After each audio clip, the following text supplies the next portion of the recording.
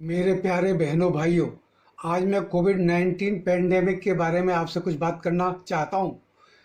देखिए, इस महामारी से पीड़ित दुनिया में जो लोगों की संख्या है वो करीब 16 करोड़ 40 लाख के आसपास है। और इस बीमारी से, इस महामारी से ठीक हुए लोगों की संख्या करीब 14 करोड़, सवा 14 करोड़ के आसपास है। और डेथ जो रिपोर्ट हुई है इस महामारी की वजह से वो करीब 34 लैक्स के करीब हैं। और एक्टिव केसेस जो आज भी मौजूद हैं दुनिया में वो 1 करोड़ 80 लाख के आसपास हैं, रिपोर्ट किए जा चुके हैं। बहनों भाइयों, मैं इस बीमारी का, इस महामारी के कॉजेज की तरफ आपका ध्यान देना चाहता हूं। सबसे मेन कॉज जो है वो एयर पॉल्यूशन का होना है, और दूसरा कॉज जो है वो वाटर पॉल्यूशन का होना है, और तीसरा कॉज जो है वो कंटेमिनेटेड फूड का होना है। तो भाइयों, आपने अक्सर सुना होगा कि लंबी बीमारी से पीड़ित व्यक्ति को डॉक्टर उसकी हवा और पानी चेंज करने के लिए किसी ऐसी जगह की सलाह देते हैं जैसे कोई हिल स्टेशन वगैरह, जहां पर उसे स्वच्छ हवा और स्वच्छ पानी मिल सके और उसका इलाज ढंग से हो सके। और ये अक्सर देखा गया है कि ऐसे वातावरण में, यानी स्वच्छ वातावरण में, अगर किसी पीड़ित व्यक्ति का इलाज किया जाए तो वो बहुत जल्दी ठीक हो जाता है। देखिए, हवा और पानी का हमारे जीवन में बहुत महत्व है। आखिर ये हमारे जीवन तत्व ही तो हैं। देखिए, अब सवाल उठता है कंटेमिनेटेड फूड के बारे में। देखिए, जब हम पॉल्यूटेड एयर वाले एटमॉस्फेयर में रह रहे हैं, जहां वाटर भी पॉल्यूटेड है, तो खाना हम जब बनाएंगे वो नेचुरली पॉल्यूटेड ही होगा। तो ये तीनों फैक्टर्स ऐसे हैं जो इस पेंडेमिक के लिए काफी हद तक जिम्मेदार हैं, और बल्कि पूर्ण रूप से जिम्मेदार हैं। अब हम कोविड-19 के बारे में फिर से बात करते हैं। कोविड-19 पेंडेमिक का जो कारण है वो एक वायरस की वजह से है जिसका नाम है कोरोना वायरस। और ये माना जाता है कि ये कोरोना वायरस वुहान वायरस के नाम से भी मशहूर है, जो चाइना के वुहान शहर से ओरिजिनेट होना माना जाता है। देखिए, अब वायरस के बारे में मैं आपको आगे बताना चाहता हूं कि वायरस दो तरह का होता है। एक तो नेचुरल वायरस और दूसरे होते हैं मैन मेड वायरस, जिन्हें हम सिंथेटिक वायरस भी कहते हैं। देखिए, मानव की उत्पत्ति होने के बाद से ही मानव समाज ऐसे वातावरण में रहने को मजबूर है जहां पर बहुत से जर्म्स उसके आसपास रहते हैं और उसे उसी वातावरण में जीवन यापन करना पड़ता है। जर्म्स का मतलब मैं आपको यहाँ बता देता हूँ। साइंटिफिक टर्म्स में जर्म्स जो हैं वो वायरसेस, बैक्टीरिया, फंगस, प्रोटोजुआ वगैरह को हम कहते हैं। इनको हम जर्म्स कहते हैं, और मानव सभ्यता इन जर्म्स के साथ ही जीने को मजबूर है। अब देखिए, कोरोना वायरस जिसके बारे में अभी बताया गया है वो एक नेचुरल वायरस है। नेचुरल वायरस की टेंडेंसी क्या होती है, क्योंकि मैं आपको बता चुका हूं कि मानव समाज जो है वायरस या बैक्टीरिया इन सब चीजों के साथ रहने का आदी है। वातावरण में पाए जाने वाले वायरस, जिसे हम नेचुरल वायरस भी कहते हैं, उसकी एक खासियत होती है कि ये वायरस माइनस टेम्परेचर में, -40 से मैक्सिमम इसकी लाइफ 27 डिग्री सेल्सियस तक पॉसिबल होती है।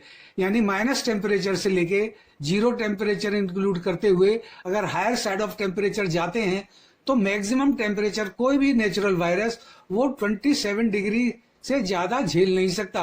27 डिग्री टेम्परेचर पर पहुंचने पर वायरस जो है खत्म हो जाते हैं। और ये मैं नेचुरल वायरस के बारे में बता रहा हूं।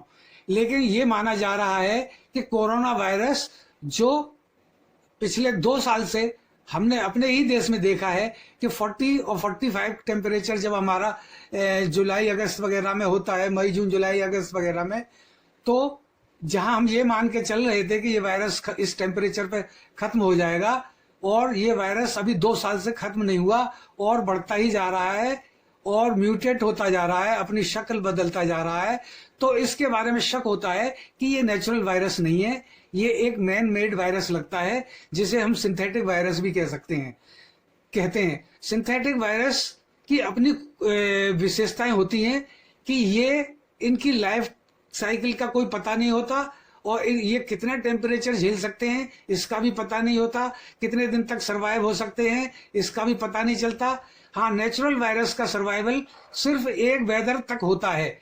ये मैन मेड वायरस किसी इंडस्ट्री में या लेबोरेटरी में बनाए जाते हैं और इनको आजकल एक नया नाम दिया जा रहा है, इसको एक बायोलॉजिकल वेपन भी बताया जा रहा है, क्योंकि इस वायरस पर ना तो किसी वेदर साइकिल में आने वाले किसी सीजन का फर्क पड़ रहा है और ना ये किसी टेम्परेचर, ना किसी हायर टेम्परेचर पर ये खत्म हो रहा है। अब हम इस वायरस के मोड ऑफ रिएक्शन, यानी कि ये रिएक्ट कैसे कर रहा है, उस तरीकों को बताना चाहते हैं। केमिस्ट्री में या बायोलॉजी में ऐसे रिएक्शन जो आगे बढ़ते ही चले जाते हैं उनको हम चेन रिएक्शन कहते हैं, और ऐसा लगता है ये रिएक्शन कभी खत्म नहीं होंगे। चेन रिएक्शन के बारे में मैं ये एक डिफाइन करना चाहता हूं। मैंने यहाँ डिफाइन भी किया है कि a chain reaction is the one in which similar type of molecules are produced in their multiple numbers till the reactants are totally exhausted. मतलब ये है कि चेन रिएक्शन इस टाइप के रिएक्शंस होते हैं जो केमिकल या बायोलॉजिकल दोनों तरीके के हो सकते हैं, जिनमें एक ही तरह के मॉलिक्यूल्स बनते चले जाते हैं। इन चीजों के मिलने से ये रिएक्शन होते जा रहे हैं। जब तक उन चीजों की एनर्जी खत्म नहीं हो जाती ये रिएक्शन चलते ही रहते हैं। और चेन रिएक्शन की बेस्ट एग्जांपल है एटॉमिक एक्सप्लोजन। आगे देखिए, हमने कोविड-19 को भी एक्सप्लेन किया है कि कोविड-19 is also a type of chain reaction biological in which corona virus has been activated and now mutating into its several type of variants world over. मतलब ये है कि कोविड-19 भी ऐसा चेन रिएक्शन है बायोलॉजिकल जो कोरोना वायरस की वजह से हो रहा है, और कोरोना वायरस इसमें एक्टिवेट हो चुका है, और एक्टिवेट होने के बाद ये डिफरेंट फॉर्म्स में म्यूटेट होता चला जा रहा है, और एक चेन रिएक्शन के अंदर ये आ चुका है, और इसके तरह तरह के वेरिएंट्स हमको देखने को पूरी दुनिया में मिल रहे हैं। अब ये चेन रिएक्शंस खत्म कैसे होते हैं इसके बारे में मैं आपको साइंटिफिक मैकेनिज्म बताऊंगा, और ये चेन रिएक्शन इस वायरस कोरोना वायरस से ही रिलेटेड एग्जांपल मैं आपको दे रहा हूं। देखिए, चेन रिएक्शन के जो है 4 स्टेप्स में होता है चेन रिएक्शन। पहला स्टेप होता है इनिशिएशन, और दूसरा स्टेप होता है प्रोपेगेशन, तीसरा स्टेप होता है इनहिबिशन, और चौथा स्टेप इसमें इन्वॉल्व होता है वो होता है टर्मिनेशन। इनिशिएशन का मतलब होता है किसी चीज को स्टार्ट करना, और प्रोपेगेशन का मतलब होता है उस चीज का कंटिन्यूएशन में आगे बढ़ते चले जाना, और इनहिबिशन का मतलब होता है किसी चीज को स्टॉप करने की, किसी रिएक्शन को स्टॉप करने की कोशिश करना, ऐसे पदार्थों को मिलाना कि वो रिएक्शन स्टॉप होने लगे या कमजोर हो जाए। और चौथा स्टेप है टर्मिनेशन की, यानी उस प्रोसेस को खत्म ही कर देना, उस रिएक्शन को खत्म कर देना। अब देखिए, कोरोना वायरस कैसे फैल रहा है और इसको कैसे खत्म किया जा सकता है उसके बारे में ध्यान से देखिए।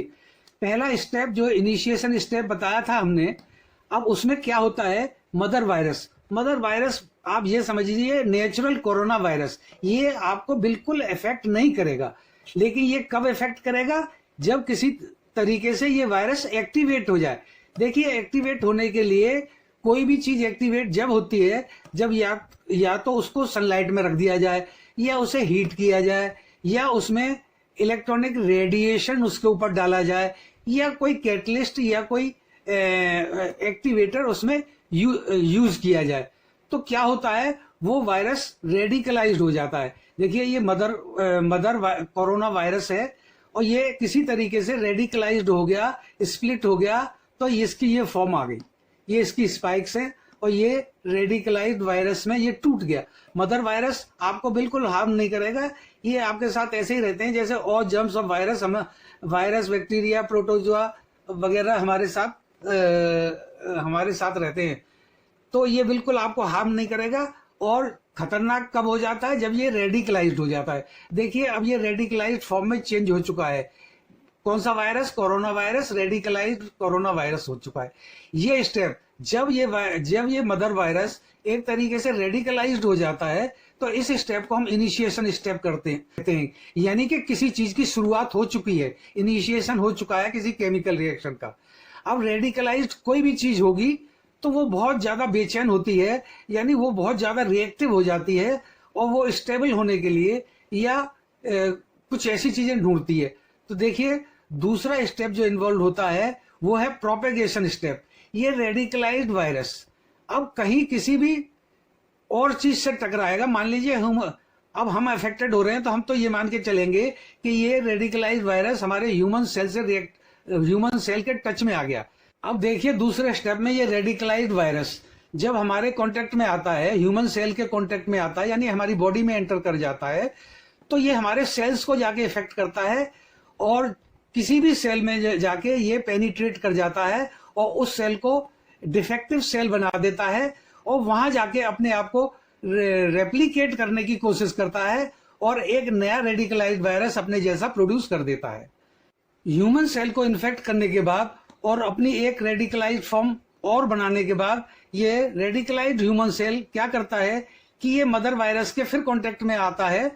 मदर वायरस के कांटेक्ट में आने के बाद ये फिर एक वायरस और सेल का कॉम्बिनेशन बना देता है, एक और इन्फेक्टेड मॉलिक्यूल ऑफ सेल बना देता है और दूसरी चीज क्या प्रोड्यूस कर देता है कि अपनी ही फॉर्म को रेडिकलाइज कर देता है, अपना रेप्लिकेशन दूसरा बना देता है। इस तरीके से हम देखते हैं कि ये सेकंड स्टेप में यानी प्रोपेगेशन स्टेप्स में रेडिकलाइज्ड ह्यूमन सेल भी बनते चले जाएंगे और रेडिकलाइज्ड वायरस भी बनता चला जाएगा और ये चेन रिएक्शन होता ही चला जाएगा। जैसा कि हमने प्रोपेगेशन स्टेप्स को ध्यान से समझा है कि हमारे शरीर में एक्टिव या रेडिकलाइज्ड कोरोना वायरस के एंटर होने के बाद ह्यूमन सेल्स भी रेडिकलाइज्ड हो जाते हैं और एक्टिव कोरोना वायरस रेप्लिकेशन होने का सिलसिला शुरू हो चुका होता है और बहुत जल्दी हमारे सेल्स इन्फेक्टेड होते चले जाते हैं और वह इतनी संख्या में इन्फेक्टेड हो जाते हैं कि हमारी हालत बिगड़ती चली जाती है।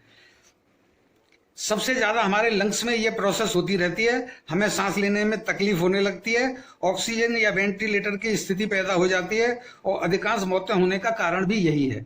यही समझना होगा, हमें यह मानना ही चाहिए कि एनवायरनमेंट पॉल्यूशन खुद ही दुनिया में बहुत बड़ी समस्या है जिसका निदान दुनिया के सभी देश मिलकर ही कर सकते हैं।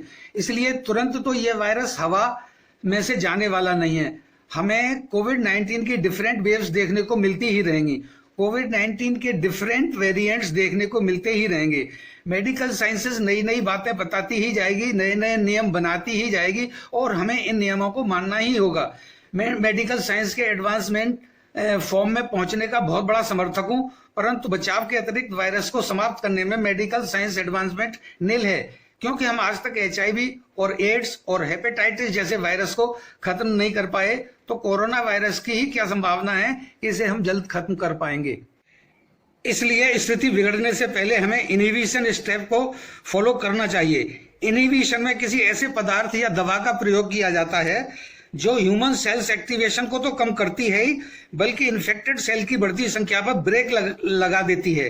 इसलिए इनहिबिटर ऐसे पदार्थ या दवाएं होती हैं जो स्वयं किसी बायोलॉजिकल प्रक्रिया में तो हिस्सा नहीं लेती, पर जैसा बताया गया है कि ये एक बायोलॉजिकल चेन रिएक्शन होने के कारण इस चेन रिएक्शन की गति को पूरी तरह से रोक देती हैं।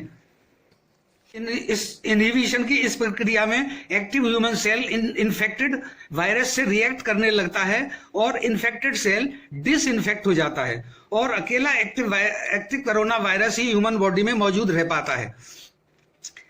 अब ऐसे में क्या होता है कि चौथा या अंतिम चरण में ये जिसे हम टर्मिनेशन स्टेप कहते हैं, उसमें एक्टिव कोरोना वायरस जो बहुत रेस्टलेस है वो किसी न किसी रूप में स्टेबल होने की कोशिश करता है और मानव शरीर में उसे अपने ही एक्टिव वायरस के अलावा कुछ दिखाई नहीं देता है, इसलिए ये उसी से ही रिएक्ट करके एक स्टेबल फॉर्म अर्थात मदर कोरोना में बदल जाता है। तो हम देखते हैं कि इनहिबिशन स्टेप में जो है केमिकल रिएक्शन में रिटार्डेशन होना शुरू हो जाता है, यानी कि वो स्लो डाउन होने लगता है केमिकल रिएक्शन। अब देखिए जैसा कि इसमें जनरेट हुआ है न्यू ह्यूमन सेल, अब ये तो रिएक्ट नहीं करेगा, ये रेडिकलाइज्ड वायरस ये चैन से नहीं बैठने वाला। ये रेडिकलाइज्ड वायरस अपने आप को स्टेबल करने के लिए ये ढूंढेगा कि कोई ऐसी ही कोई रिएक्टिव चीज इसको मिल जाए जिससे ये आगे रेप्लिकेट होता जाए, लेकिन इसको ऐसी कोई चीज नहीं मिलती और यहाँ पे ये अपने आप को सफोकेट महसूस होता है, स्ट्रेंगलिंग होने लगती है इसकी। तो ये क्या करता है कि ये अपने ही जैसे दूसरे वायरस को, दूसरे रेडिकलाइज्ड वायरस को, यानी कि कोरोना का वायरस दूसरे कोरोना वायरस को ही से ही रिएक्ट कर जाता है और उसे टर्मिनेट कर देता है। यानी इस तरीके से रेडिकलाइज्ड वायरस, दो रेडिकलाइज्ड वायरस जब मिलके एक मदर वायरस को प्रोड्यूस कर देते हैं जो हार्मफुल नहीं होती, तो ऐसे स्टेप को हम टर्मिनेशन स्टेप कहते हैं। देखिए, ये मेरी कोई अपने अजम्पशन नहीं है, ये साइंटिफिक स्टेप्स हैं, प्रूव्ड स्टेप हैं। देखिए, साइंस में केमिस्ट्री के बारे में मैं आपको ये बताना चाहता हूं कि ये स्टेप्स जो इन्वॉल्व हैं वो केमिस्ट्री में कुछ ऐसे रिएक्शंस के बारे में दिए हुए हैं जो चेन रिएक्शंस हैं, और ये प्रूव्ड स्टेप्स हैं, इसलिए इन पर डाउट नहीं, किसी भी तरीके से कोई साइंटिस्ट डाउट नहीं कर सकता। Following this scientific steps corona will be terminated, और ये माना जा सकता है कि ये स्टेप्स अगर हम फॉलो करें तो कोरोना को हम खत्म कर सकते हैं। अब इसमें एक खास बात और है, क्योंकि हमने कोरोना को एक जर्म बताया है। जर्म्स की कैटेगरी में कौन चीज आती है? वायरस आते हैं, बैक्टीरिया आते हैं, फंगस आते हैं और प्रोटोजोआ आते हैं। तो कोई भी केमिकल रिएक्शंस जो आपके वायरस से रिलेटेड हो, chain, particularly chain reaction virus से रिलेटेड हो, जैसे कोरोना वायरस और या फंगस से रिलेटेड वायरस। आप आजकल तो फंगस के भी कई फॉर्म आ रहे हैं और ये भी एक पेंडेमिक प्रूव कर रहा है। फंगस में हमने ब्लैक फंगस के केसेस सुने, व्हाइट फंगस के केसेस सुने हैं और लेटेस्ट येलो फंगस के भी केसेस सुने हैं। तो ये फंगस से रिलेटेड जो भी एपिडेमिक होंगे या प्रोटोजोआ से रिलेटेड जो भी एपिडेमिक होंगे, वो उन सारों के लिए ये साइंटिफिक स्टेप्स वैलिड हैं।